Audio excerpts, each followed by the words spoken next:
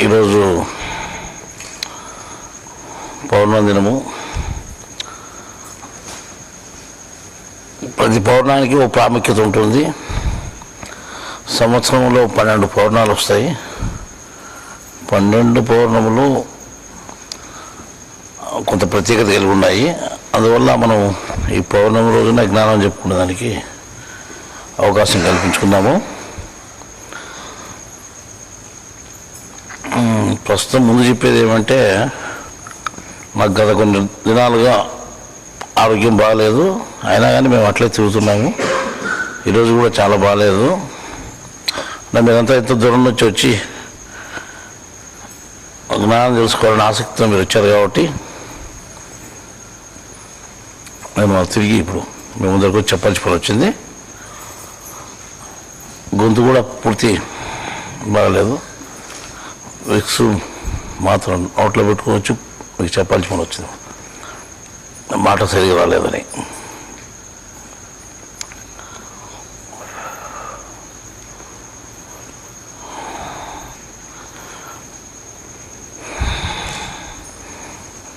పోయిన మీటింగ్లో కూడా త్రైతాన్ని గురించి కొంత తెలియజేసుకుందాం. ఇప్పుడు కూడా త్రైతము అనేటువంటి పదాన్ని మొదట చెప్పుకొని మనం ఉపన్యాసం మొదలు పెట్టుకుంటాము. ప్రపంచం మొత్తం విశ్వమంతా, అంటే విశ్వము అంటే 2 భాగాలుగా విభజించుకోవచ్చు. ఒకటి ప్రపంచం అని, 2 జగతి అని. జగతి అంటే ప్రాణంతో కూడుకున్నటువంటిది.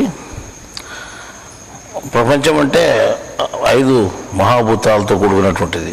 ప్రకృతి భాగాలు 5తో కూడుకున్నటువంటిదని ప్రపంచం ఉంటాం. ఆ ప్రపంచంలో జగతి అంటే ప్రాణంతో కూడుకున్నటువంటి సచ్చి పుట్టేటువంటి జీవరాశులు ఉన్నాయి కాబట్టి వాటిని అంతా కలుపుకొని విశ్వం అంటున్నాం. విశ్వంలో 2 భాగాలు ఉన్నాయి. ఈ జగతి ఎట్లా ఉంది అంటే అండము, పిండము, బ్రహ్మాండము అనే లెక్కలో ఉంది అని చెప్పారు. సరే, మొట్టమొదటి ఏం చెప్పారంటే అండము అనేది అంటే మొదలుపెట్టి చెప్పారు. అండము, పిండము అన్నప్పుడు అండము అనేది మొదటిది.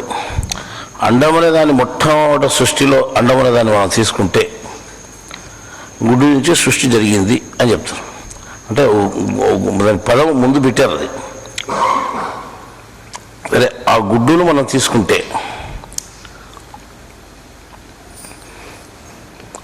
మీరు గుడ్డు అందరూ చూసింటారు బహుశా. అండం అంటాం తెలుగు. దాంట్లో పైన పెంకు ఉంటుంది. పెంకు తీసేస్తే తెల్ల సొన ఒకటి ఉంటుంది.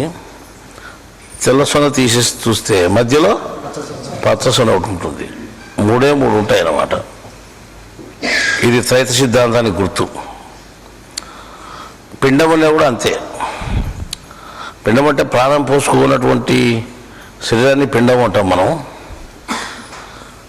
ఆ ప్రాణం పోసుకోకముందు అది కూడా 3 భాగాలుగా ఉంది. ఏదైతే ఇది పైన పెంకు, తర్వాత తెల్ల సొన, పచ్చ సొన, ఏ విధంగా 3 భాగాలుగా విభజించబడిందో ఆ రకంగా చర్మము, కండలు, ఎముకలు అనే 3 భాగాలుగా ఉన్నాయన్నమాట. శరీరం పిండం, అది ఏ పిండమన్నా కావచ్చు, ఆ రకంగానే ఉంటుంది. అంటే సృష్టి అంతా త్రైత సిద్ధాంతాన్ని ఆధారం చేసుకొని, త్రైతాన్ని ఆధారం చేసుకొని, 3 భాగాల్ని ఆధారం చేసుకొని ఈ 3 భాగాలుగానే ఉంది ప్రపంచం అంతా అని చూపిస్తూ ఆ 3ని తెలుసుకునేటువంటి విధానం ఏమిటో మీరు తెలుసుకోమని తెలియజేసేదానికి ప్రతి చోట త్రైత సిద్ధాంతం మనకు ఇమిడ్చబడి ఉంది. కానీ త్రైత సిద్ధాంతం ఇంతవరకు ఎక్కడ మనం బయటికి రాలేదు, మనం తెలుసుకోలేదు. ఈరోజు త్రైత సిద్ధాంతం మనకు బయటకు వచ్చిందంటే మనం ఎంతో అదృష్టవంతులము. కానీ ఈ త్రైత సిద్ధాంతం ఇక్కడ తప్ప ఇంకెక్కడ చెప్పడం లేదు. మాట వరుసకు కూడా త్రైతం అనేటువంటి మాట లేదు. అద్వైతము, ద్వైతము, విశిష్టాద్వైతం ఉన్నాయి. త్రైతం ఇక్కడి నుంచే ప్రారంభమైంది. ఏదైనా కానీ ఒక మార్పు అంటే ఇప్పుడు ఇది ప్రారంభమైంది కాబట్టి ఇక్కడి నుంచి ఒక మార్పు వస్తుంది. ఈ మార్పు వచ్చినప్పుడల్లా ఒక గుర్తింపు ఉంటుందన్నమాట. అది ప్రత్యేకమైన గుర్తింపు ఉండేటట్టుగానే మార్పు ఉంటుంది ఏదైనా కానీ. మేము 1950 సంవత్సరంలో మేము పుట్టాము. ఇప్పటికి 58 అయిపోతుంది. రేపు ఏప్రిల్ 59 వచ్చేస్తుంది అన్నమాట. మళ్ళా ఏప్రిల్ 5కు 60 వస్తుంది. షష్ఠి అని ఒక పదం పెట్టి షష్ఠి పూర్తి అని పెద్దలు ఒక పదం పెట్టారు. అంటే 60 సంవత్సరాలు పూర్తి అయినట్టు, అంటే 60 పూర్తి అయినట్టు ఏదైనా కానీ. అంటే మన ఆయుష్లో 60 సంవత్సరాలు పూర్తి అయితే దాంట్లో కొంత మార్పు రావాలంట మనిషికి. షష్ఠి పూర్తి అయింది అని నువ్వు మేల్కొని అప్పుడైనా మనిషి మార్పు తెచ్చుకోవాలా. ఇంతవరకు నిద్రపోతున్నా కానీ ఇప్పుడైనా మేల్కో అని. అంటే నిద్రపోతే ఎవరు లేం కదా, అంత మేల్కొని ఉన్నాం కదా అనుకోవచ్చు.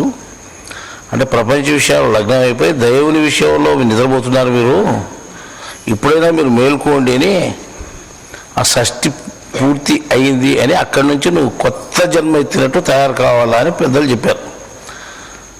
షష్ఠి పూర్తితో కొత్త జన్మ ఎత్తినట్లే నువ్వు తయారు కావాలని పెద్దలు చెప్పారు. కానీ ఆ షష్ఠి పూర్తిని చాలామంది గుర్తించలేదు. కొంతమంది గుర్తించిన వేడుకగా చేసుకుంటున్నారు. మేము ఇంతకాలం బతికినాము అనేది ధీమాత చేసుకుంటున్నారు. ధనికులుగా ఉన్నటువంటి వాళ్ళు వినోదంగా పండుగగా చేసుకుంటున్నారు తప్ప జ్ఞానాన్ని గురించి తెలుసుకోవడం లేదు. జ్ఞానాన్ని తెలుసుకోవాలనేటువంటి ఆలోచన కూడా షష్ఠి పూర్తిలో వాళ్ళకి రావడం లేదు. సరే, ప్రపంచం ఎట్లున్నా కానీ మనం ఏం చేయాలా అంటే షష్ఠి అంటే 60 మొదలయ్యేతలకి ఏం చేయాలా అంటే మార్పు రావాలా. అంటే మనలో ఏం మార్పు రావాలి? ఇంతవరకు మనం అజ్ఞానంలో ఉండి ఇప్పుడు నుండి జ్ఞానంలోకి పోవాలా అనే మార్పు రావాలన్నా అని అంటే లేదు. ఇంతవరకు మనం మేల్కొని ఉన్నాము, అంతేదో జ్ఞానంలో ఉన్నాము. ఇంతవరకు అజ్ఞానంలో లేము, మనం జ్ఞానంలో ఉన్నాం. కానీ దీంట్లో ఇంకా ఉత్తేజంగా ముందుకు పోవాలని మనం చెప్పుకుంటున్నాం. అర్థమైందా? అంటే మీకు షష్ఠి పూర్తి ఉన్నప్పుడు మీరేమనుకుంటారు, కానీ మాకు షష్ఠి అయ్యేతలకి ఒక కొత్త మార్పు రావాలని మేము అనుకుంటాం. అంటే మేము మార్పు రావాలంటే ఏం చేస్తామంటే 10 మందికి జ్ఞానాన్ని పంచేయాలని ఇంతవరకు పనిచేస్తున్నాం. కొత్తగా ఏమి చేసేదంటూ ఏం మిగలలేదు. చేసేదంతా చేస్తున్నాం. కానీ మన షష్ఠి పూర్తిలో ప్రత్యేకత రావాలి కదా, మనం ఏం చేయాలో అంటే మనం మార్పు అనేది ఒకటి రావాలని చెప్పాం కదా. షష్ఠి అంటేనే 60 అని, 60 అంటే మార్పు అని అర్థం. అర్థమైందా? మనం 60కి మార్పుకు సంబంధం ఉన్నప్పుడు మనలో ఏ మార్పు రావాలా అంటే ఎవరికి అంటే షష్ఠి పూర్తి అయిన షష్ఠి అయ్యే ముందర ఏం కావాలి? మనం 60 అయ్యేతలకే మారాల. మన 20 అయ్యేతలకి ఉన్న విధానం ఎట్లా మార్చుకోవాలా? నేను ఇంతవరకు జ్ఞానం చెప్తానంటే ఇప్పుడు నుండి జ్ఞానం చెప్పనని చెప్పాలా? లేకపోతే ఇంకా మంచిగా చెప్తానని చెప్పాలా? మంచిగా చెప్తానని చెప్పేదానికి ఇదే మంచిది, ఇంకో మంచిది ఏం లేదు. తృతీయ సిద్ధాంతాన్ని తెలియబడింది, ముఖ్యమైన జ్ఞానం అని తెలియబడింది. ఇంతవరకు చెప్పినంత గొప్ప జ్ఞానమే, తక్కువ జ్ఞానం ఏం లేదు. ఇంకా మనం ఏం చేయాలా అని ఒక ప్రశ్న వేసుకుంటే మార్పుకు కొంత విధానం ఆలోచన చేస్తే మీకు అంటే రేపు ఉగాది అంటే మాకు 69 58 అయిపోయి 69లోకి ఎంటర్ అవుతాం. 69 ఎంటర్ అయితే అప్పుడు మేము ఏం చేయాలంటే హుషారు పడాలి. 59 అయిపోతే 60 వచ్చేదానికి హుషారు పడాలన్నమాట. 60కి వచ్చేదానికి మార్పు రావాలా. ఆ మార్పు ఏం తేవాలా అంటే మనము పుట్టినందుకు చేసే విధానం అంతా చేశాం. ఇంకా గుర్తింపు రావాలా అంటే ఏమిట్లో జ్ఞానంలో గుర్తింపు రావాలంటే మిమ్మల్ని ఇంకా ప్రత్యేకంగా ముందు తీసుకొని పోవాలంటే ఓ ప్రత్యేకమైన పని చేయాల్సి పని ఉంటుందన్నమాట. సరే, ఇంతవరకు అంటే మేము చేసిన కృషి మాకు సంతృప్తిగానే ఉంది, కానీ మా వరకు సంతృప్తి ఉంది. మీరు ఎంతవరకు దీన్ని అనుసరించారు, ఎంతవరకు మీరు దీన్ని తెలుసుకోగలిగినారు, ఎంతవరకు దీన్ని ఉపయోగించుకున్నారు, ఎంతవరకు మీరు బాగుపడినారు దీని ద్వారా అని లెక్కేస్తే ఏదో కొంతమంది దీన్ని అర్థం చేసుకోగలిగారు. విన్న వాళ్ళందరూ అర్థం చేసుకోలేదు. విన్న వాళ్ళంతా వినేంతవరకు అర్థం చేసుకునేది, దాన్ని ఆచరణకు తీసుకొని రాలేదు, అనుభవానికి తీసుకొని రావడం లేదు. అనుభవానికి వచ్చేదలికే వేరుగా మారిపోతున్నారు అన్నమాట. అది అంటే మాకు అసంతృప్తి కాదు, కానీ ఒక లెక్కలో మీకే అసంతృప్తి. ఎందుకంటే మా పనిలో మేము కరెక్ట్గా మేము పోతున్నాం కాబట్టి, ప్రతి చోట ఎరుకుగా ఉన్నాం కాబట్టి మాకు తృప్తే. అంటే మీరు ఇంకా తెలుసుకోవాల్సిన విధానము ఉంది, మీరు సరిగా తెలుసుకోలేదు అనేది ఒక విధానం, ఒక విషయం తప్పితే అన్ని రకాలుగా బాగానే ఉంది. సరే, వాళ్ళను తెలుసుకోనే వదిలిపెట్టేస్తాం. ఎందుకంటే ఎటు తిరిగి మాయా ప్రభావంలో వాళ్ళు పడిపోతున్నారు. ఇంతకుముందు గత నెలలో మనం పోయిన నెలలో ఆ పాదరసాన్ని గురించి చెప్పుకున్నాం. పాదరసము చేతికి దొరకదు, ఇష్టం వచ్చినట్టు పోతుంది. అది బంగారం అంటుకుంటుందంట. అది మిగతా వస్తువులు పెద్దగా అంటుకోదు, కానీ బాగా ఏరు కోరి బంగారం అంటుకుంటుందంట.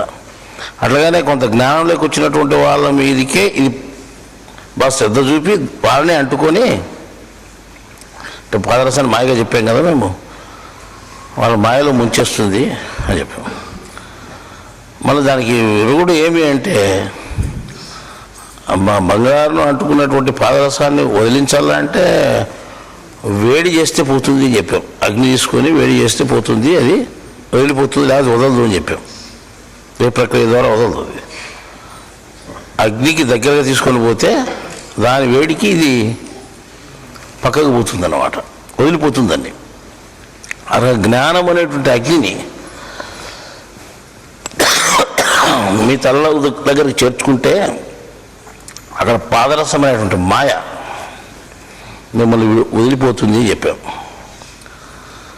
కానీ పాదరసం అనేటువంటి మాయ మిమ్మల్ని తగులుకుంటున్నది, కానీ అది వదిలిపోయేటువంటి విధానం అంటే అగ్నికి దగ్గరగా వస్తే కదా వదిలిపోయేది, అగ్నికి దగ్గరగా రావడం లేదు. సరే, ఎవరు శ్రద్ధ వాళ్ళది,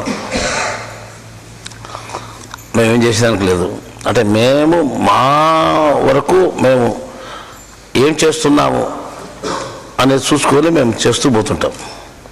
మీరు తెలుసుకోలేనప్పుడు, దాన్ని అర్థం చేసుకోలేనప్పుడు, తిరిగి పుట్టినప్పటి నుండి ఏ విధంగా ప్రవర్తిస్తున్నారో ఆ విధంగానే ప్రవర్తించినప్పుడు వీళ్ళు అర్థం చేసుకోలేదంటాం, కానీ కదండి లేదు. మేము కొంతవరకు తెలియజేస్తాం, ఇది పంచ పద్ధతి కాదు, మీరు జ్ఞానం తెలుసుకోండి అని. ఎంత దండించినా కానీ దాన్ని అర్థం చేసుకోలేని పరిస్థితుల్లో ఉంటే మనిషిని వాడిని వదిలేయాల్సిందే. అటువంటి పరిస్థితి ఉందన్నమాట. సరే, తెలుసుకునే వాళ్ళ పరిస్థితి ఏమి? కొంత తెలుసుకునే వాళ్ళు ఉన్నారు. వాళ్ళ పరిస్థితి అంటే వాళ్ళు ఇంకా ముందుకు పోయేదానికి అవకాశం కల్పిస్తున్నాం. ముందుకు పోయేదానికి అవకాశం ఏం కల్పిస్తున్నాము అంటే, రేపు ఉగాది పండగకు అంటే మీకు ఒక కొత్త క్యాలెండర్ ఒకటి వస్తుంది మీకు. అంటే త్రైత సిద్ధాంతము అనేటువంటి పేరుతో ఒక క్యాలెండర్ వస్తుంది. ఆ క్యాలెండర్లో ఇప్పుడు సండే మండేలు ఏ విధంగా ఉన్నాయో, అంటే ఆది సోమ మంగళ బుధ గురు శుక్రవారాలు ఏ విధంగా ఉన్నాయో ఆ విధంగా ఆదివారం అని ఉండదు, సోమవారం అని ఉండదు, మంగళవారం అని ఉండదు.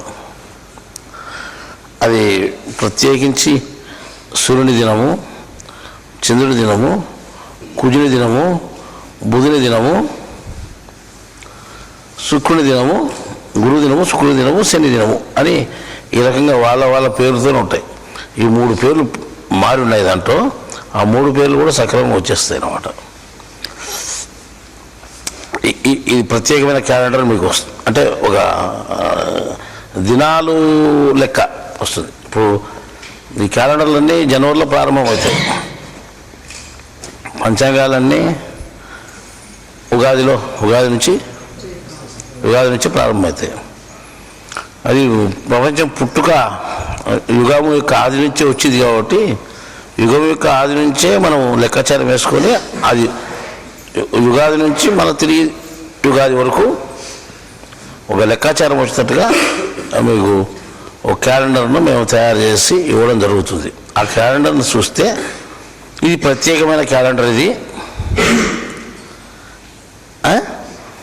ఈ త్రైత సిద్ధాంతంతో కూడుకున్న క్యాలెండర్ మీకు తెలిసిపోతుంది అన్నమాట.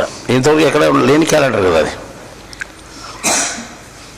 తర్వాత మార్పు అన్నప్పుడు మార్పు మనలో వస్తుంది చెప్పాము, మనలో తెచ్చుకోవాలని చెప్పాము. అది కాక ఇంకో విధానం ఏమిటంటే ప్రపంచం పుట్టినప్పటి నుండి మొన్న ఉన్న కొంతకాలం వరకు ఒక విధానం ఉండేది, కొంతే మారింది. మార్పు పెద్దగా లేదు ప్రపంచంలో, బయట ప్రపంచంలో. అది 1950 వరకు ప్రపంచం పుట్టినప్పటి నుండి ఆది నుండి 1950 వరకు కొంతే మారిందన్నమాట. పెద్దగా మార్పు రాలేదు సమాజంలో, నాగరికతలో మార్పు రాలేదు, మనుషుల సుఖాల్లో మార్పు రాలేదు, లేనిపోని కష్టాలే పడుతుండేవాడు. మొట్టమొదటి అనాగరికంగా అగ్గి తీసుకొని కట్టెలు అంటించుకొని మండ చేసుకొని ఏ విధంగా పాకం చేసుకుని ఆయన మొదలుపెట్టాడో మొన్నటి వరకు 1950 వరకు అదే ఉన్నది. కట్టెలు అంటించుకొని వంట వండుకునే వాళ్ళమే ఉన్నాం మనం. 50 సంవత్సరాలు తర్వాత పుట్టిన వాళ్ళకి తెలియదు, కానీ అంటే ఈ మధ్యన పుట్టిన వాళ్ళకి తెలియదు, కానీ కొంత వయసున్న వాళ్ళకు మీకు అర్థమవుతుంటుంది. 60 వరకు కొంత స్లోగా మారింది, 60 నుండి 70 వరకు కొంత స్పీడ్ ఎక్కి మారింది ప్రపంచం. 70 నుంచి 80 వరకు ఇంకా కొంత స్పీడ్ ఎక్కింది, 80 నుంచి 90 వరకు ఇంకా వేగంగా మారింది, 90 నుంచి 2000 వరకు కంప్లీట్గా మార్పు, ఎక్కడ చూసినా మార్పు వచ్చేసింది. ప్రతి ఒక్క మన దగ్గర సెల్ ఫోన్లు ఉన్నాయి. ఇప్పుడు ఇంతమంది ఫోన్ అంటే ఎట్లా ఆడదో తెలియదు, 50లో కరెంట్ ఎట్లా ఆడదో తెలియదు. మేము చిన్న వయసులో కూడా అంటే 55-56 సంవత్సరాల్లో కూడా 1955-56 సంవత్సరాల్లో ఇట్లా రోడ్డు అంటే పోతే ఒక రాతి స్తంభాలు పెట్టి మంచి కంటే కొద్దిగా ఎత్తుగా 8 అడుగులు స్తంభం, 7 అడుగులు ఉంటుంది, 8 అడుగులు ఉండదు. ఆ 7 అడుగుల స్తంభం 7 అడుగులు ఉండదు, 6 అడుగులు మంచి చేయంత వరకు 6.5-7 అడుగులు. ఆ స్తంభం మీద ఒక దీపం పెట్టేవాళ్ళు, అద్దాలు పెట్టి ఒకటి ఆ దీపం పెట్టి ఆ అద్దం మూసేవాళ్ళు. అంటే కిరోసిన్ దీపం, కిరసనాయిల దీపం పెట్టేవాళ్ళు. అది వీధి లైటు, ఇప్పుడు కదా స్ట్రీట్ లైట్లు ఎత్తున్నాయో అది వీధి లైట్గా ఉండేది. అది అక్కడ ఒకటి యాంతపురం రోడ్ టర్నింగ్లో ఒకటి ఉండేది. ఆ దగ్గర కచేరీ దగ్గర ఒకటి ఉండేది, మున్సిపల్ ఆఫీస్ దగ్గర ఒకటి ఉండేది, ఆ ముల్లాంపుల దగ్గర ఒకటి ఉండేది. 4 ఉండేవి, అవి కూడా ఎక్కువ లేవు. ఆ దీపం కూడా అక్కడ ఒక బాడ దూరం వెలిగే, కానీ ఇంకంతకంటే దూరం ఉండదు. అటువంటి పరిస్థితి నుంచి ఇప్పటికి ఎంత మార్పు వచ్చిందంటే సమాజంలో ఎంతో మార్పు వచ్చేసింది. బయట ప్రపంచంలో కంప్యూటర్లు యుగం అయిపోయింది. ప్రతి మనిషికి రవాణా సౌకర్యం ఏర్పడింది, సమాచార సౌకర్యం ఏర్పడింది, సుఖాలు ఎన్ని కావాల్సింటే అన్ని తయారైపోయినాయి. ఏ విధానం కావాల్సింటే ఆ విధానంగా ఉంది అనమాట. సంగీతమా గొప్పగా ఉంది, దృశ్యాలా గొప్ప దృశ్యాలు ఉన్నాయి, చిత్రాలు ఉన్నాయి, మంచి చిత్రాలు ఉన్నాయి. మంచి సినిమాలు వచ్చిందా, ఎంతో వినోదాన్ని కల్పిస్తున్నాయి కదా. వినోద రంగంలో అట్లా ఉంది, ప్రతి రంగంలోనూ అట్లా అభివృద్ధి సాధించింది అన్నమాట. ఈ రంగాలని ఎందుకు అభివృద్ధి చెందినాయి అంటే మనిషిని సుఖాల వైపు మళ్లించేదానికి ఈ రంగాలని అభివృద్ధి అయినాయి. ఇంతకుముందు సుఖాలు లేవు. చెప్తానులా, ఒక ఇంటికి పోతే మొత్తం పొగసూరు, ఇల్లంతా పొగసూరు నల్లగా ఉండేటి. వాళ్ళు ఊపి ఊపి ఊపి కళ్ళన్నీ ఎర్రగైపోయేటి. ఊపేదానికి గొట్టాలు ఉండేవి, పైపులు, ఊపిరి కొట్టమంటాడేదాన్ని. ఇప్పుడు ఊపిరి కొట్టాలు లేవు అయిపోయే దగ్గర కూడా. సిటీలో లేకపోతే పొయ్యిలు అసలు లేవు, బూడిద అసలు దొరకదు. ఆ రకంగా మారిపోయింది అనమాట.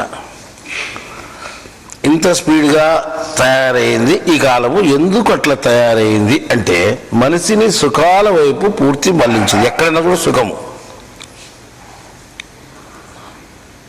ఎక్కడైనా సుఖమే. ఇంతకుముందు చెప్పులు ఎవరు ఎట్లా గట్ట చెప్పులు కుట్టేవాళ్ళు సపరేట్గా ఉండి వాళ్ళ దగ్గర పోయి బంగపోయి కుట్టించుకుంటే వాళ్ళు ఇప్పుడు చెప్తే నెలకో 10 నెలలకో అవి దొరకలే, వార్లు దొరకలే, తోలు దొరకలే అని చెప్పి ఎట్లా కుట్టేవాళ్ళు. వేసుకుంటే అవి బొబ్బలు పోయేటి, కాళ్ళు టైట్ అయ్యి, అంటే అవి వార్లు అంత రాపిడి పడుతుంది కదా. చెప్పు కొరికింది అంటారు దాన్ని. చెప్పు కొరికేది ఏమిటి అంటే చెప్పు ఎట్లా కొరకదు కదా అంటే రాపిడి పడి బొబ్బలు పోయి అది గాయాలైతే చెప్పు కొరికింది అనేవాళ్ళు. దాన్ని ఏం చేసేవాళ్ళంటే వీళ్ళు సముద్రంలో బాగా నానబెట్టి ఓ 3 రోజులు వేసుకునేవాళ్ళు. దూర ప్రయాణం చేసేది చెప్పులు వేసుకొని చాలా దూరం నడిచి బొబ్బలు పోతాయని, అంటే కాలు పైన బొబ్బలు పోతాయని రొంచేపు వేసుకునే, రొంచేపు తీసిపెట్టే, రొంచేపు అట్లా కొన్నాళ్ళు వేసుకున్నాక అప్పుడు బాగా మెత్తగైనాక అప్పుడు వేసుకునేవాళ్ళు. ఇప్పుడు ఎట్లా రకంగా చెప్పులు కావాలి అట్లా దొరుకుతాయి, మెత్తని చెప్పులు దొరుకుతాయి ఇప్పుడు. ఈ రకంగా అన్ని టోటల్గా చెప్పాలంటే మనిషికి ప్రపంచంలో పూర్తి సౌకర్యం ఏర్పడింది. ఈ సౌకర్యాలన్నీ ఎందుకు ఇన్ని రకాలుగా ఏర్పడినాయి? మన ప్రపంచం పుట్టినప్పటి నుంచి 1950 వరకు ఆడికి నడుచుకుంటూ వచ్చి అభివృద్ధి చెందుకోకుండా ఇప్పుడు ఎందుకు ఇంత అభివృద్ధి చెందింది అని ప్రశ్న చేసుకుంటే మనిషి సుఖాలు అయిపోతాడు కానీ సుఖాన్ని విడిచిపెట్టి రాడనమాట. సుఖాలు జారుడుబండ లాంటివి, అటే జారిపోతాడు కానీ ఆ సుఖాలను వదిలిపెట్టి పక్కకు రావాలనుకోడు. ఆ సుఖాల కోసమే దేవుణ్ణి సృష్టించుకున్నాడు. దేవుడు అంటే సుఖాల కోసము అని, సుఖాలు మనకిస్తాడని. ఇప్పుడు ప్రపంచంలో మనుషులు ద్వారా కనిపెట్టి నీకు ఎన్ని సుఖాలు దేవుడు కల్పించినా కానీ ఇవన్నీ సుఖాలని దేవుడు కనిపెట్టించినట్టే. ఇన్ని సుఖాలు ఉన్నా కానీ ఇంకా సుఖాలు కావాలని ఇంకో దేవులానికి పోయి కోరికలు కొడతారు మనం. అంటే సుఖాలే కావాలని. భక్తి అనేది మనసుల్లో ఉన్నా కానీ భక్తి అనేటువంటిది ఒకటి ప్రపంచంలో ఉన్నప్పటికీ ఆ భక్తిని కూడా సుఖాల కోసమే వినియోగించుకుంటున్నారు. ఈ రకంగా సుఖమయమైపోయింది అనమాట ప్రతి ఒక్క చోట. సరే, స్వామీజీలు కొంతమంది భూమి మీద ఉండి ఏదైనా జ్ఞానం చెప్తున్నారంటే వాళ్ళు ఏం చెప్తారంటే వీటికి రాండి, ఇట్లా ఉండండి, మీరు ఇట్లుంటే మీకు ఏ సౌకర్యాలు కలుగుతాయి, ఏ సుఖాలైనా కలుగుతాయి. ఒక ఆయన సాయిబాబాను చెప్తారు, ఈ సాయిబాబాను మొక్కండి మీకు ఏం కావాల్సింటే అవి నెరవేరుతాయి. లేదా ఓ దేవుని పెట్టి ఈ దేవుని మొక్కండి, ఈయన రిప్రజెంట్ లాగా ఆ దేవుని పరిచయం చేసి ఈయన ఇంత గొప్ప మహిమోడు, ఈయనకు మీరు పూజలు చేస్తుంటే ఆరాధిస్తుంటే మీకు ఏ కష్టాలు రావు, ఏమైనా వచ్చినా ఉన్నా కూడా అవి పోతాయి అని చెప్తాం. అంటే ఎటు తిరిగి సుఖాలే వాళ్ళకి కావాల్సిన సుఖాలే వీళ్ళు సుఖాలు అందించేదానికి మార్గాలు చెప్తున్నారు. కానీ ఇవన్నీ అశాశ్వతమైనటువంటివి. ఈ సుఖాలను మీరు వదిలిపెట్టి దాని మీద ధ్యాస లేకుండా ఈ ప్రపంచానికంతా మూలశక్తి ఏదైతే ఉందో, ఈ ప్రపంచం అంతా ఎట్లయితే పుట్టిందో, ఈ ప్రపంచానికంతా ఆధారం ఏదైతే ఉందో దాన్ని తెలుసుకోండి అనేటువంటి ఇది రాలేదు. ఎక్కడ ఉపన్యాసాలు విన్నా దేవుడు అనేది, జ్ఞానం అనేది, ఆత్మ అనేది, పరమాత్మ అనేది, జీవాత్మని అన్ని మాటలు మాట్లాడతారు కానీ మళ్ళీ సుఖాల వైపే చెప్తారు. సుఖాలకు ప్రపంచంలో అన్ని సుఖాలే ఉన్నాయి. సుఖాలు మీరు కోరొద్దండి, ఏ సుఖం కావాలో దేవుడు మీకు అందిస్తాడు. దేవునికి అన్నీ తెలుసు, నీకేం కావాలనేది, నీకేమి ఇవ్వకూడదని కూడా తెలుసు, ఏమి ఇవ్వాలని కూడా తెలుసు. ఏమి ఇవ్వకూడదు కాబట్టి అది వేయలేదు అసలు అని ఆ విధానం ఎవరు మనం జ్ఞాపకం చేసుకోవడం లేదు. అడిగితేనే ఇస్తాడు, అడగంది అమ్మాయినా భూ పెట్టదు అని చెప్తుంటారు. ఇంకోరేం చెప్తానంటే మీరు ఏమి లేకుండా మీరు ఇక్కడికి వచ్చి భక్తిగా నడిచాలి, మీకు అన్నీ సమకూడతాయి. నేను కూడా భక్తిగా ఉన్నాను కాబట్టి నాకు చూడు ఎన్ని సౌకర్యాలు వచ్చినాయో వాళ్ళ సౌకర్యం బయట చెప్తున్నాడు. ఒక ఆయన చెప్తున్నాడు, ఒక స్వామీజీ ఉపన్యాసంలో చెప్తున్నాడు, మేము టీవీ ఆన్ చేసుకొని చూస్తే ఛానల్లో తెలుస్తుంది కదా, నాకు నడిచిపోయేవాడిని నేను, నాకు ఏ వాహనము లేదు, ఎక్కడైనా ఊళ్ళోకి పోవాలంటే బాడీ కారు తీసుకొని పోయేవాడిని, కిరాయి కారు తీసుకొని పోయేవాడిని. నేను పలానా దేవుడు నమ్ముకున్నాను, నాకు ఏం సౌకర్యం కావాల్సింది అది కలిగేశాడు, నాకు 5 లక్షల సంతుల కారుని తీసుకొచ్చి నా ముందర పెట్టినాడు అంటున్నాడు ఆయన. అంటే నేను భక్తిగా స్వామీజీగా ఉండి ఇంత నేను కాబట్టి నాకు 5 లక్షల కారు వచ్చింది అంటే మీకు కూడా వస్తుంది ఇట్లాంటివి భక్తిగా ఉండేది. అదే ఉపమానం, అదే చెప్పాల్సింది. ఎవరు కర్మను బట్టి వాళ్ళకి వస్తుంది అది. నాకు సుఖాలు కావాల్సింటే ఒకవేళ సుఖాలు నేను సుఖం అనుభవిస్తుంటే అది కర్మను బట్టి వస్తుంది. సుఖం అనుభవించలేదు, కష్టం అనుభవిస్తే అది కూడా కర్మను బట్టే ఉంటుంది నాకు. కానీ ఈ కర్మలు అంటే కష్ట సుఖాలకు దేవుడికి సంబంధం లేదు, పక్కన పెట్టి ఆ విధానం వేరు, ఈ విధానం వేరు, ఆధ్యాత్మికం వేరు. ఇవన్నీ ప్రపంచ విషయాలు వేరు, ఆధ్యాత్మికం వేరు. మీరు ఆచింత చేయండి, దాని గురించి తెలుసుకోండి అని ఎవరు చెప్పడం లేదు. ఎటు తిరిగి సుఖాలు అయిపోయా చెప్తున్నారు. మన ఈ మధ్యకాలంలో సుఖాలన్నీ ఎక్కువైపోయినాయని చెప్తున్నాను. సుఖాలనేవి ఎట్లా అనుభవించాలని ఉదాంతరం అనుభవిస్తూ మనిషికి ఏమాత్రము తీరిక లేకుండా అనుభవిస్తున్నాడు. ఇంకా దేవుని మీద అసలు ధ్యాస లేదు. ఈ సుఖాలు ఎందుకు వచ్చినాయి మనిషికి అంటే దేవుని మీద ధ్యాస లేకుండా పోవాలని మాయ మీకు కలుగజేసింది. అర్థమైందా? దేవుని మీద మీకు ధ్యాస ఉండకుండా సుఖాల మీదనే కలగాలని మీకు సుఖాల మీదనే ఎక్కువ దగ్గర చేర్చింది, సుఖాల దగ్గరికి. కాబట్టి సుఖాలే కావాలని మనిషి కోరుకుంటున్నాడు. ఇన్ని సంవత్సరాల నుంచి లేకుండా ఇప్పుడే ఎందుకు అట్లా చేసింది? ఈ మధ్యకాలంలోనే ప్రపంచం పుట్టినప్పటి నుంచి అంతా స్లోగా ఉండి ఇప్పుడు అంత స్పీడ్గా అన్ని సుఖాలు ఎందుకు వచ్చినాయి మనకు? ఎవరి జోబులో సెల్ ఫోను, ఎవరి జోబులో చూసి, ఎవరింటో చూసిన టీవీ, ఎవరింటో చూసిన ప్రతి ఒక్కటి ఇది లేదనుకోకుండా ఉన్నాయి. అంటే ఈ మధ్యకాలంలోనే త్రైత సిద్ధాంతం తెలియబడుతుంది కాబట్టి ఆ త్రైత సిద్ధాంతం వైపు ఎవరికి పోకుండా ఉండేదానికోసమే ఈ మధ్యకాలంలో మీకు ఇవన్నీ ఆ రకంగా మీకు పొందపరచబడింది. ప్రపంచంలో త్రైత సిద్ధాంతంలో ఏముంది? కేవలం ఆత్మల గురించే ఉంది, మూలాత్మల గురించే. ఆధ్యాత్మికం సంపూర్ణంగా అందులో ఉంది. ఆధ్యాత్మికం మినహా ఏ ప్రపంచ విషయాలు ఇందులో ఉండవు. ఇది తప్ప మిగతా ప్రపంచ విషయాలు అన్నింటిలో ఉన్నాయి. ఎక్కడ ఏ ఉపన్యాసంలో ప్రపంచ విషయాలు ఉంటాయి. ప్రపంచ సుఖాలు మీకు అందించడానికోసం ఉపన్యాసాలు ఉంటాయి. ఇట్లా చేసుకుంటే మీకు ఇట్లా అవుతుంది, ఈ సుఖం వస్తుందని. కానీ ఇక్కడ ఎప్పుడు కూడా మీ కర్మ కొద్ది మీరు అనుభవిస్తున్నారు. ఎవరికి ఈ జ్ఞానానికి కర్మకి ఏం సంబంధం లేదు. మీరు జ్ఞానాన్ని తెలుసుకున్నారనుకోండి, వచ్చే కర్మలు రావని చెప్పినాం. ఉండే కర్మ పోతుంది నేను చెప్పలేను.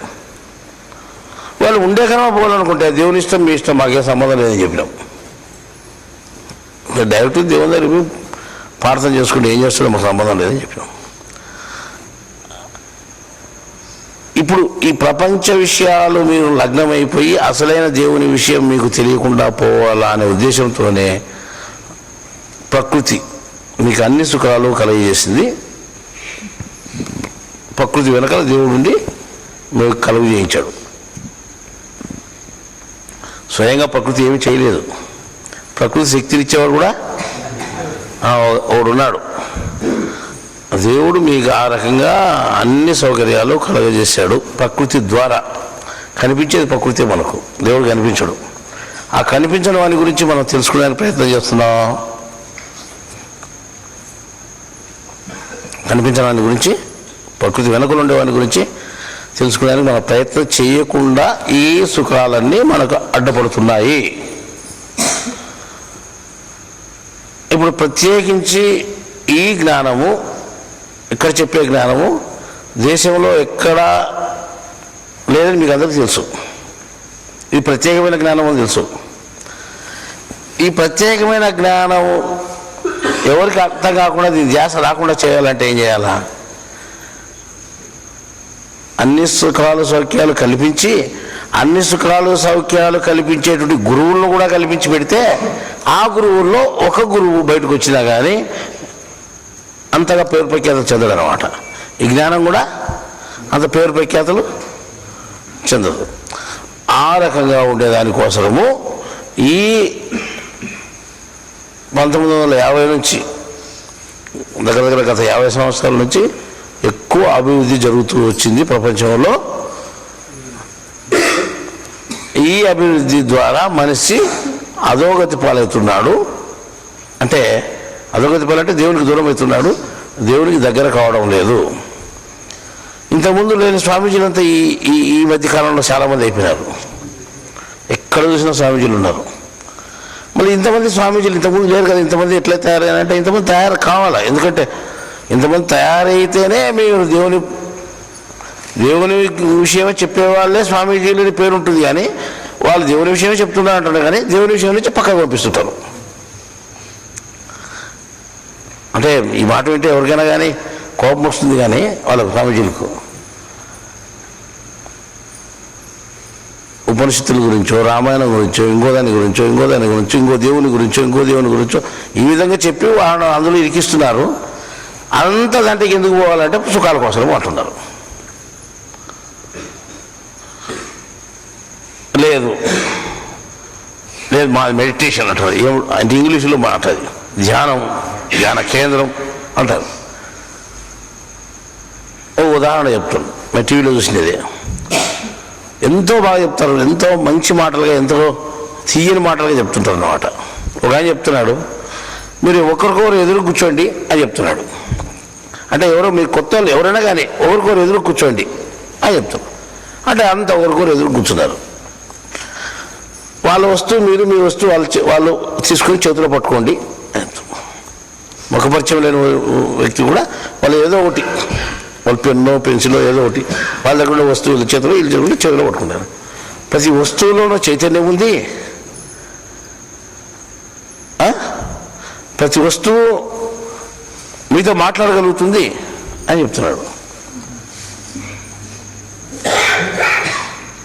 అసలు మనం కూడా అసలు వాళ్ళతో పాటు మనం కూడా సిద్ధంగా ఉంటున్నాం. అంటే మన ముందర ఎవరు లేదా, వాళ్ళ ముందర ఎవరికొరు కూర్చున్నారు.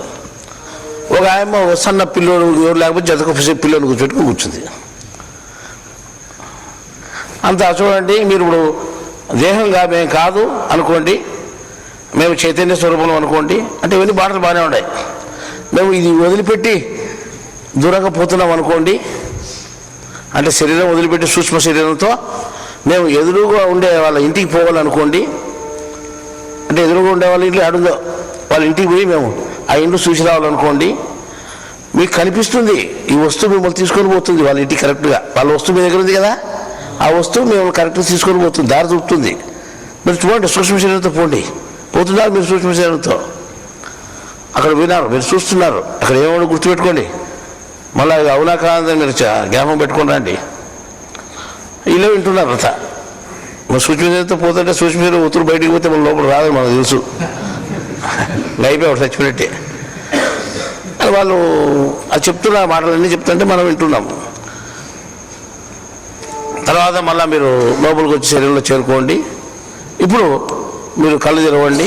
మీ అనుభవాలు గొప్ప అనుభవాలు ఉంటాయి. మీరు ఎప్పుడు చూడలేదు, ఎప్పుడు వినదు, ఎక్కడ ఎవరు నమ్మదగినటువంటిది విషయం మీరు అనుభవించుంటారు. ఇప్పుడు అంటే మీరు ఆ ఎదుటి ఉన్న వ్యక్తులకి ఇంటి దగ్గర పోయి వాళ్ళ ఇల్లు చూపించుంటారు. మీరు ఈ ధ్యానంలో ఎంత గొప్పతనం ఉందో ఎక్కడ లేదు చూడండి అని చెప్తే, ఆ వస్తువు మీతో ఏం మాట్లాడేది, మీ అనుభవాలు 2-3 నిమిషాలు చెప్పండి అంటే ఎవరో చెప్తున్నారు. నా ఎదురుగా ఉండే వాళ్ళ ఇంటికి వాళ్ళ వస్తువు చేతిలో పట్టుకున్నాను నేను, పెన్ను. వాళ్ళ ఇంటికి పోయినా అండి, వాళ్ళ గేటు ఎర్ర రంగు కుట్టారు, పెద్ద గేట్ అండి. అది అవునా కాదని వాళ్ళు అడిగినాను, కరెక్టే అని చెప్పినారు. నాకు అంత ధ్యానంలో వాళ్ళ ఇంటికి పోయే శక్తి నాకు వచ్చింది, నేను సంతోషపడ్డాను అని ఒక ఆమె చెప్తుంది. ఒకరు చెప్తున్నారు.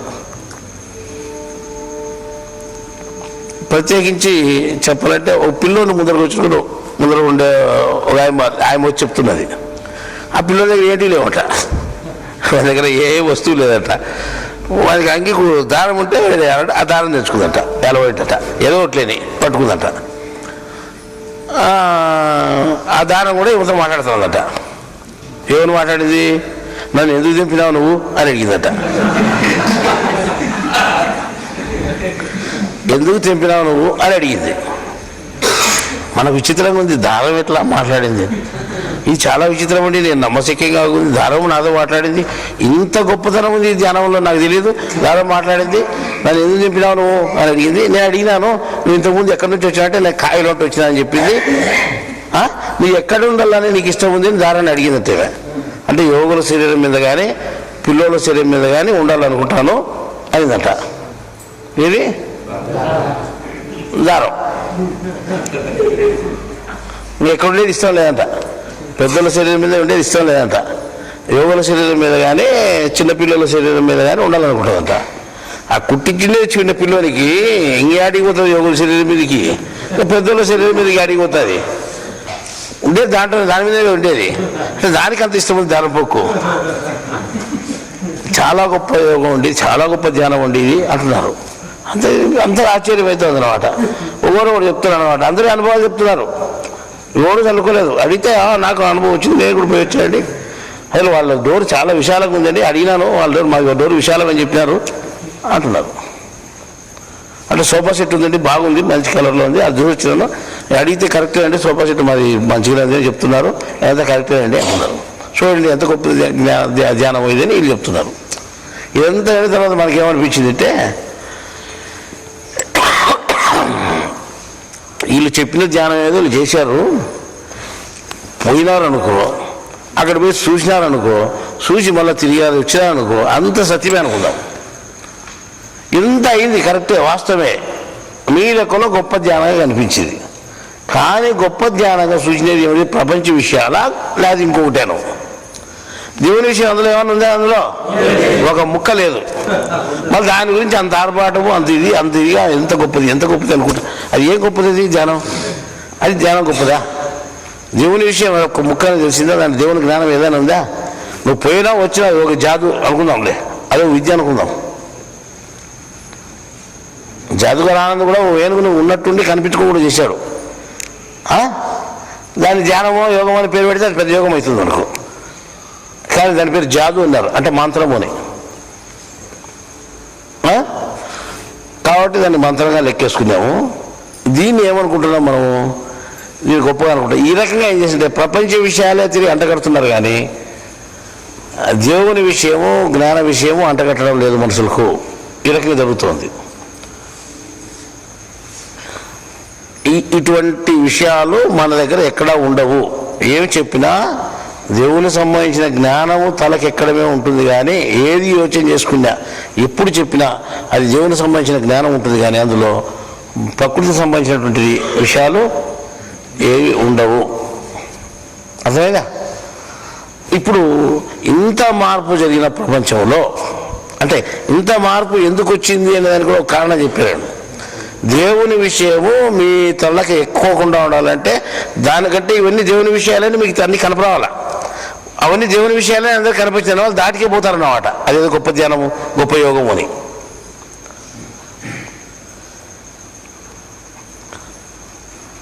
ఇంతకుముందు మహత్యాలు చేసే స్వాములు లేరు, కానీ ఇప్పుడు మహత్యాలు చేసే వాళ్ళు చాలామంది వచ్చారు. చాలామంది బాబాలు వచ్చారు. చాలా మహత్యాలు ఉన్నాయి. అది పోతేసారి మనం సాకారాలు వెళ్తాం.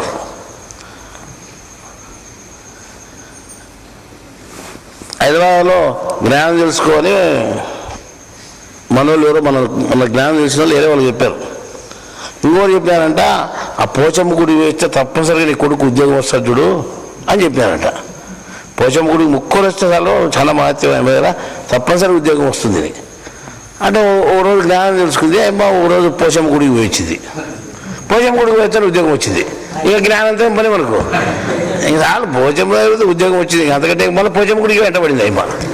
పోచమ్మ గుడి పోయేదానికి ఆ రకంగా ప్రపంచ విషయాలు రుచించినంత జ్ఞానం రుచించదు అన్నమాట.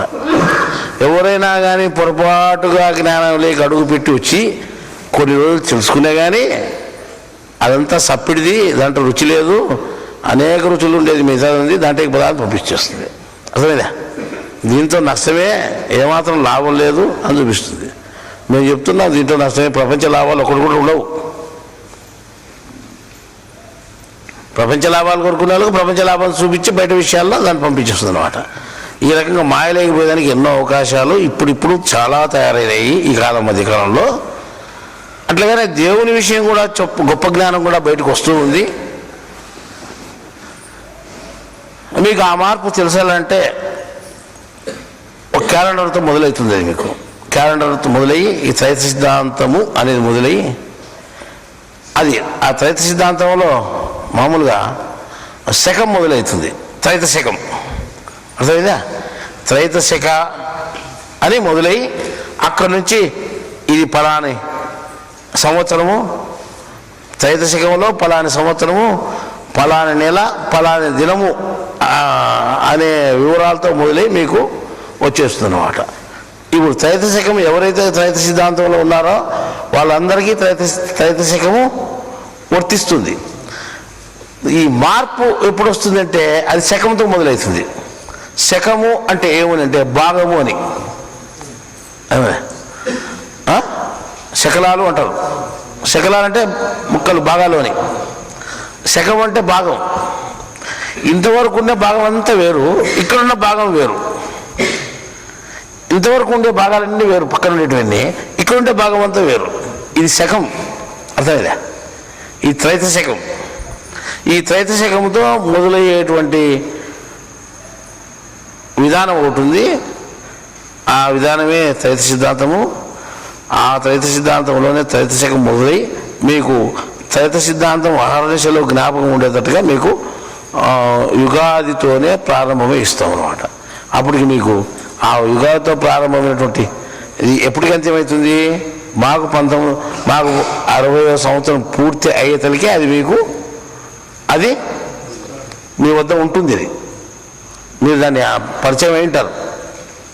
అంటే మాకు 60 సంవత్సరాల వయసులకే మీకు త్రైత శకాన్ని అంటగట్టినామనే పేరు మేము తెచ్చుకోవాలి. అర్థమైందా? ఇప్పుడు 58 అయిపోయి 59లోకి వస్తాం మేము. 59లోనే మేము ఉగాది పండుగ కూడా వచ్చేది. అర్థమైందా? యుగాది దగ్గరగా ఉన్నాం మేము కూడా. యుగాది 59లో స్టార్ట్ అవుతుంది. 59లోనే త్రైత శకము ప్రారంభిస్తే 60 కల్లా మీకు అందరికీ తెలిసిపోవాలి త్రైత శకం. ఆ రకంగా త్రైత శకము అనేది ప్రారంభమవుతుంది అని మీకు ఈరోజు ప్రకటించి చెప్పడం జరుగుతుంది. అర్థమైందా? ఈ త్రైత శకం వల్ల ఏమి మనం అంటే ఏమి గుర్తుపెట్టుకోవాలా, ఏమి మనకు మేలు వస్తుంది అంటే ప్రపంచంలో ఇంతవరకు ఉండేటువంటిదంతా ఒక ఎత్తు, సృష్టి ఆది నుంచి ఉండేదంతా ఒక ఎత్తు, ఇప్పుడు నుండి స్టార్ట్ అయ్యేదంతా ఒక ఎత్తు. ఏది? జ్ఞాన విధానంలో, ప్రపంచ విధానంలో కాదు. ప్రపంచ విధానంలో చాలా ఇంతకుముందే మారిపోయినాయి. అసలేదా? విక్రమార్కుడు పరిపాలన చేశాడు. విక్రమార్కుడు లాస్ట్లో శాలివాహనుడు వచ్చాడు. అంటే అంత గొప్ప రాజును దించేసి ఆయన ఎక్కినాడు అనమాట. శాలివాహన శకం మొదలైంది. అది ఇంకోటి హోన శకం మొదలైంది. ఇట్లా మనకు 3-4 శకాలు ఉన్నాయి. కానీ ఆ శకాల్లో ఏం మార్పు ఉందంటే ఎవరికి తెలియదు. ఏం ప్రత్యేకత ఉందంటే ఎవరికి తెలియదు. శాలివాహన శకంలో ఏం ప్రత్యేకత ఉంది? ఏం తెలియదు. అది బాగా లెక్కేసుకుంటే ఎందుకు వేసుకున్నా అక్కడి నుంచి భాగంగా అంటే ఆ రోజు గొప్ప రాజును అతను ఒక బీద ఇంట్లో ఉండేటువంటి ఒక సామాన్య మనిషి ఒక చక్రవర్తినే ఎదిరించి, అంటే ఒక రాజునే ఎదిరించి గెలవగలిగి ఆ రాజ్యాన్ని వశం చేసుకోగలిగినాడు అనే గుర్తింపు వాళ్ళు పెట్టుకున్నారు. కానీ అది ప్రపంచ విషయం అవుతుంది, కానీ పరమాత్మ విషయం కాదు. ఇప్పుడు నేను ప్రపంచ విషయాలకు సంబంధం లేకుండా పరమాత్మ విషయము మాత్రమే మీకు గుర్తుండేటట్టుగా నేనే ఈ త్రైత శకాన్ని మీకు గుర్తు చేసి అందిస్తాము అని చెప్తున్నాం. అర్థమైందా? త్రైత శకం అంటే ఏమని అర్థం? ఆత్మల గుర్తే. ఆత్మల మినహా ఏముంటుంది? ప్రకృతి ఉంటుంది. ప్రకృతికి సంబంధం లేదు. ఇది ప్రకృతికి సంబంధం లేకుండా కేవలం 3 ఆత్మలకు సంబంధించింది త్రైత శకము. ఆ త్రైత శకము మీకు గుర్తుండేటట్టుగా మీకు రేపు యుగ ఆది నుంచి రాబోయే యుగాది నుంచి మీకు అందివ్వాలనుకున్నాము. అది మీకు గుర్తుగా, జ్ఞానానికి గుర్తుగా నిలిచిపోతుంది. అది విషయం అన్నమాట. ఇది ఈ త్రైత శకం అనేది ప్రతి చోట అంటే త్రైత సిద్ధాంతం కూడుకుని ఉంటుంది కాబట్టి ఈ త్రైత సిద్ధాంతం కూడా ప్రతి చోట ఉంది కాబట్టి ప్రపంచం అండజ పిండజ అంటేనే అండజ పిండజ కన్నా మొదలైంది ఏది? త్రైతం. చూసుకో, గుడ్డును తీసుకొని పోయి చూసుకో, అందులో 3 ఉన్నాయి. తెల్లని పెంకు ఉంది తీసేయి, రెండోది గుజ్జు ఉంది తీసేయి, మూడోది ఒకటి ఉంటుంది, ప్రత్యేకంగా ఉంటుంది. ఇది కలర్ కూడా అదే త్రైతం. జీవాత్మ, ఆత్మ, పరమాత్మ గుడ్డులోనే కనిపిస్తున్నాయి మనకు. అసలేదా? నేను చెప్పిన కాయ తీసుకుంటే ఏమవుతుంది అంటే కాయలో కూడా తొక్క, గుజ్జు, ఇత్తనము 3 ఉన్నాయి చెప్పాం. ఈ రకంగా ప్రతి దాంట్లోనూ త్రైత సిద్ధాంతంతో ఏర్పడి ఉంది మొత్తం సృష్టి అంతా. ఈ త్రైత సిద్ధాంతం అనుబంధించి ఉంది అన్నమాట. కానీ ఎవరికి మనకు గుర్తింపు రాలేదు త్రైత సిద్ధాంతం. ఈ త్రైత సిద్ధాంతం ఇప్పుడు మనకు గుర్తింపు వచ్చింది. ఈ ప్రకృతికి సంబంధం కానటువంటిది అని అంటే 3 ఆత్మలకు సంబంధించినటువంటిది అని గుర్తింపు ఉన్నదిగా మనకు త్రైత శకం ఇక్కడ నుంచి ప్రారంభమవుతుంది. మనమంతా త్రైత శకం మొదటి వాళ్ళం అవుతాము, తర్వాత వచ్చే వాళ్ళంతా వెనుకోళ్ళం అవుతారు. అంటే మన గొప్పతనం ఏమంటే మొట్టమొదటిలో మనం ఉన్నాం కాబట్టి మన అదృష్టవంతులు మనం. అర్థమైందా? అది మా అదృష్టం ఏమంటే మాకు షష్ఠితో మొదలవుతుంది మాకు. ఏది? త్రైత శకం. కాబట్టి మా అదృష్టం అని అనుకుంటాం. మీ అదృష్టం ఏదైనా ఉంది కానీ మా అదృష్టం ఏమి త్రైత శకం 60తో మొదలవుతుంది మాకు. అర్థమైందా? ఈ రకంగా మనం ఒక ప్రపంచం ఇంతవరకు ఉన్నటువంటి ఇది ఒక ఎత్తుగా, ఇప్పటి నుంచి ఉండేది ఒక ఎత్తుగా అంటే ఒక భాగంగా మనం గుర్తించుకుంటే ఇప్పుడు ఇక్కడి నుంచి త్రైత శకం మొదలవుతుంది. ఆ త్రైత శకంలో మనం ఉన్నప్పుడు ఏ విధంగా నడుచుకోవాలా అని మనం ఆలోచిస్తే త్రైతాన్ని గుర్తుపెట్టుకోవాలని నడుచుకోవాలా. త్రైత శకం అంటే త్రైతం గుర్తొస్తుంది.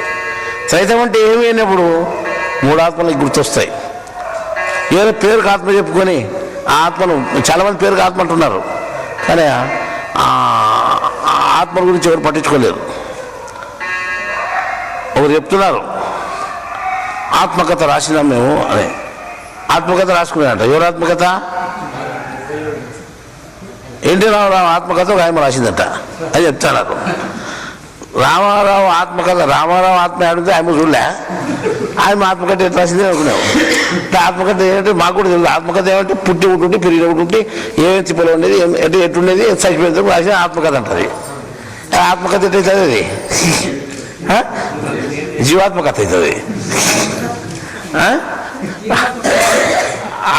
ఆత్మకథ అని ఆత్మ అది కనిపించేది దాని కథ రాసేది. దానికి ఒక కథ ఉంటేనో రాసేది.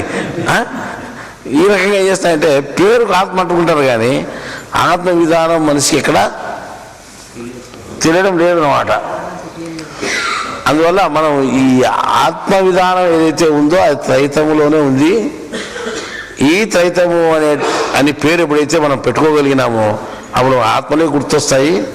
ఆత్మను గుర్తొచ్చాడు. నేను ఏ ఆత్మను, నువ్వు ఏ ఆత్మను, ఇంకోటి నువ్వు ఏ ఆత్మ, అసలు మనకు అతీతమైన ఆత్మ ఏది, మనలో ఉండే ఆత్మ ఏది, మనకు బయట ఉండే ఆత్మ ఏది, అన్నీ మనం గుర్తుపెట్టుకొని నడుచుకోగలుగుతాము. మనం కొంత మార్పు వస్తుంది అనే ఉద్దేశంతో, ఆ మార్పు ఆ విధంగా అయినా మీలో రావాలనేటువంటి ఉద్దేశంతో మేము ఈ త్రైత శకాన్ని రేపు యుగాది నుంచి మొదలు పెడితే అది మాకు 60వ సంవత్సరంలో మీకు అందరికీ తెలిసిపోయేటట్టు ఉండాలనే ఉద్దేశంతో మేము పెట్టాలనుకున్నాం.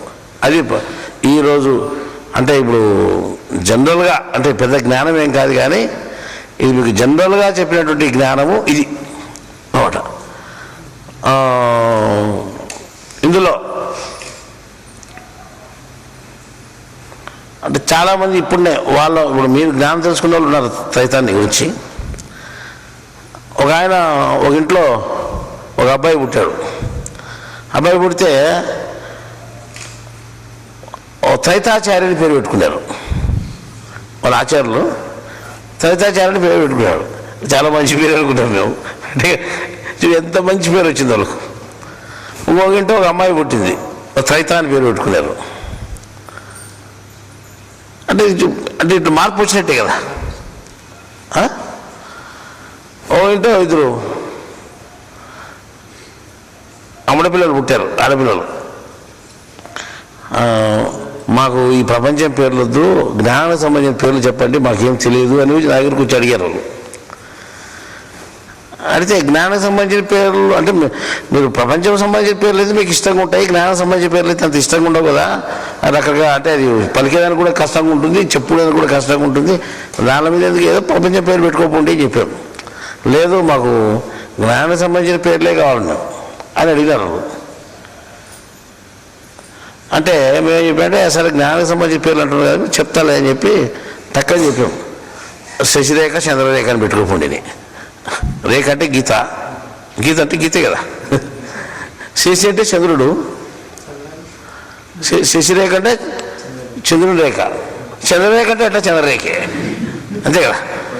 అంటే జ్ఞానానికి సంబంధించినటువంటి చంద్రుడు కాబట్టి అదే పేరుతో శశిరేఖ చంద్రరేఖ అని పేరు పెట్టాం ఇద్దరికి, ఇద్దరు అమ్మడి పిల్లలకు. చాలా పేర్లు బాగుంటాయి, పలికేదానికి బాగుంటాయి, వినేదానికి కూడా బాగున్నాయి అని వినేవాళ్ళు. పేర్లు కూడా బాగుంటాయి కదా శశిరేఖ చంద్రరేఖ అంటే.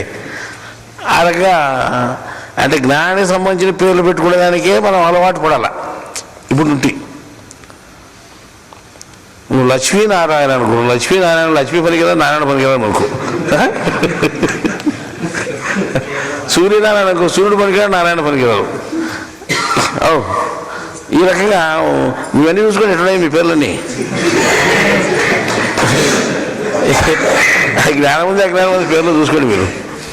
ఈ రకంగా మనం ఇప్పుడు నుండి మార్పు అంటే కొంత మార్పు తెచ్చుకోవాలి. మార్పు తెచ్చుకోవాలంటే మీ ఇళ్ళల్లో చిన్నపిల్లలు పుట్టే కానీ వాళ్ళకి రేపు పొద్దున జ్ఞానం అందేటట్టుగా ఆ జ్ఞానానికి సంబంధించిన పేర్లే ఉండాలి. ఏమిటి అంటే వాళ్ళకి ఇది జ్ఞానం సంబంధించింది వాళ్ళకి అర్థం కావాలి.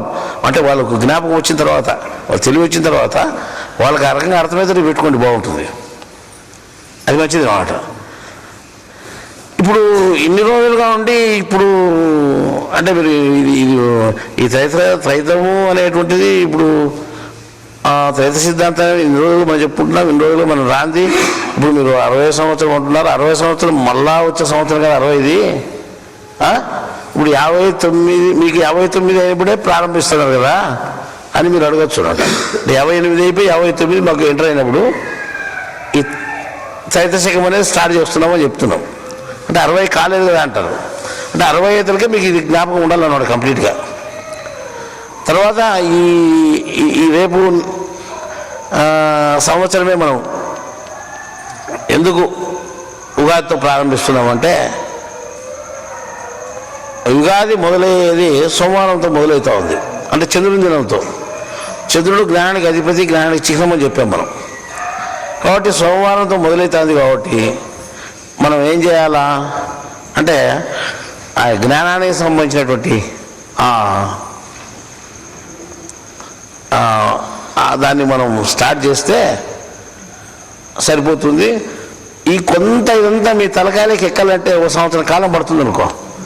మాకు 60 సంవత్సరాలుగా మీకు కొంత స్ట్రెంగ్త్ ఏర్పడుతుంది తలకాయలో. ఆ స్ట్రెంగ్త్ అంటే బలం, అంటే జ్ఞాన బలం ఏర్పడినటువంటి తలకాయలు మేము చూడాలనుకుంటున్నాము. మాకు షష్ఠి పూర్తి అయ్యేతలకి, షష్ఠి వచ్చేతలకి అర్థమైందా. ఆ రకంగా మేము రేపు ఉగాది నుంచి త్రైతశకాన్ని ప్రారంభం చేయాలనుకున్నాము. అంటే త్రైతశకం మంది కాదు, ఇక నీ పేరు ప్రఖ్యాతులు లేదని నువ్వు పెట్టుకుంటున్నావేమో అనుకోవచ్చు. అంటే కీర్తి ప్రదర్శన కోసం ప్రాకులాడలేదు. త్రైతం అంటే ఎవరు? వాళ్ళది. ఎవరిని గుర్తింపు పెడుతున్నాం మనం? ప్రబోధన స్వామి కాదు, పరమాత్మ గుర్తుగా. అర్థమైందా? సైతం అంటే పరమాత్మ, ఆత్మ, జీవాత్మలకు సంబంధించిన గుర్తుది కాబట్టి వాళ్ళను మనం మధ్యకి తెచ్చుకొని వాళ్ళ శకంగా ప్రారంభిస్తాం మనం. ఆత్మల శకం, మూడాత్మల శకం తయారవుతుంది. అర్థమైందా? ఈ మూడాత్మల శకం ఇక్కడ నుండి తయారైతే రేపొద్దున ప్రపంచం అంతా వ్యాపించుకునేటువంటి పరిస్థితి వస్తుంది. అంటే మనం చూడలేము, అంటే ఈ పరిస్థితుల్లో చూడలేము. ఈ శరీరాలతో ఏ శరీరాలతోనే చూడొచ్చు. ఇంత మన తర్వాత ఇంకో శరీరంలో ఉండొచ్చు, మనం అప్పుడు చూడొచ్చు. అర్థమైందా? ఈ త్రైత సిద్ధాంతం అనేది ప్రపంచవ్యాప్తం అయిపోతుంది. ఒక సంఘం కాదు, హిందూ మతంలో ఒక సంఘాన్ని కాదు మార్చేది, అన్ని సంఘాలు మార్చేసి ఇతర మతాల్లో కూడా చుచ్చుకొని పోయి ఇతర మతాలు కూడా మార్చేస్తుంది అన్నమాట. నువ్వు పేరుకి ఏ మతం చెప్పుకునేవాడు, నేను త్రైతంలో ఉన్నానని చెప్పాల్సిందేవాడు. ఆ రకమైన పరిస్థితి వచ్చి ప్రపంచవ్యాప్తం అయిపోతుంది. ఇది ఒక నిప్పు రవ్వ అంటుకుంది, ఇది అగ్గేం చేస్తుంది, అన్ని కాలుస్తూ పోతుంది. ఎండిపోయినటువన్నీ అన్నీ ఎండిపోయిన దేశంలో అన్నీ కాలిపోతే పోతాయి, ప్రపంచం అంతా అంటుకుంటుంది. ఆ రకంగా త్రైత సిద్ధాంతానికి భవిష్యత్తు చాలా ఉంది, ఆయుష్ చాలా పెద్దగా ఉంది. అసలేదా ఈరోజు అది ఊపిరి పోసుకుంటుంది త్రైత శకంతో. అసలేదా ఈ త్రైత శకంతో ప్రారంభమైంది. ఆ శకం అనేది ప్రత్యేకమైన గుర్తింపు వస్తుంది. ఇంతకుముందు శకాలు ఉన్నాయి, ఆ ప్రత్యేకమైన గుర్తింపు లేదు వాటికి. మీరు చూసుకోండి శకాలు, పంచాంగంలో చూసుకోండి శకాలు ఉన్నాయి, ఏమైనా గుర్తింపు ఉందా? ఏం లేదు. కానీ త్రైత శకానికి మాత్రం గుర్తింపు ఉంటుంది, అందరూ గుర్తించుకుంటుంది. అది త్రైత శకము అనేది మామూలుగా మనుషులది కాదు, ప్రకృతికి సంబంధించింది కాదు. అది ఇది పరమాత్మకు సంబంధించింది, ఆత్మకు సంబంధించింది, ఇది జీవాత్మకు సంబంధించింది. ఈ మూడాత్మలు వినగా ప్రకృతికి ఏమాత్రం దీంట్లో మిక్స్ లేదు. అంతేగా త్రైతంలో ప్రకృతి ఎక్కడన్నదా? లేదు. నాలుగోది ప్రకృతి అవుతుంది. ఒకటి ఇది దేవునికి సంబంధించిన శకం కాబట్టి ఇది చాలా భవిష్యత్తు ఉంది. ఇక్కడ ఉంటే స్టార్ట్ అవుతుందని చెప్తున్నాం.